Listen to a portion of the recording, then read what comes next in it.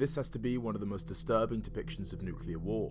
Mick Jackson's Threads, which released in 1984, provides a horrifyingly realistic insight into the devastating effects of nuclear war, with the film depicting a hypothetical escalation between the United States and the Soviet Union, and following numerous confrontations in the Middle East, the unthinkable happens when Russia deploys a nuclear warhead, a decision which sparks an immense domino effect leading to a worldwide exchange of over 3,000 megatons of nuclear warheads, and preceding this exchange, the film documents the events that would transpire over the next 13 years, as the UK is plunged into a nuclear winter, and what the population of Britain is subjected to is enough to make anyone wish they were taken out within the initial blast. And the way the story is told is impeccable, with it being set in the working class town of Sheffield as the film follows two families who are expecting to have a baby together, and as the film progresses, the threat of nuclear war is represented through the radio and short cutaways that depicts the ever-growing escalation in conflict within the Middle East, all while the citizens of Sheffield seemingly pay little to no attention until it's too late, with the government scrambling to set up command centres only a few weeks prior to the blast, inferring even the government's neglect to the possibilities of a nuclear exchange.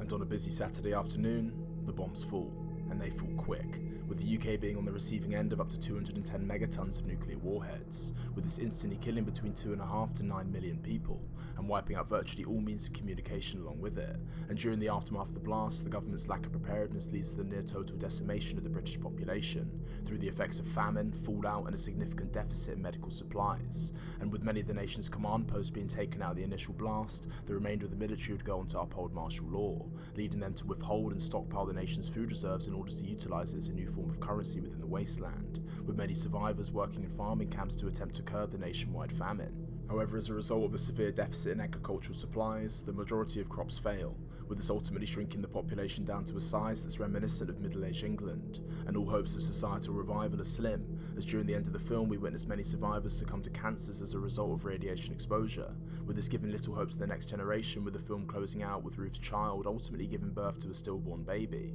showing the effects of this war will affect humanity for many generations to come. But ultimately, if the population were better prepared, more people would have survived, and it's this lack of preparedness which scares me so much about the film. How prepared really are we in the UK if we were on the receiving end of a nuclear attack? Would we also be left in a falsified state of security until it's too late? Well, all I have to say is I'll certainly be stocking up on some iodine tablets. But at the end of the day, I can't recommend it enough that you give Threads a watch. Well, I hope you guys enjoyed, and I hope you guys have a great rest of your day, evening, whatever, and BanMan out.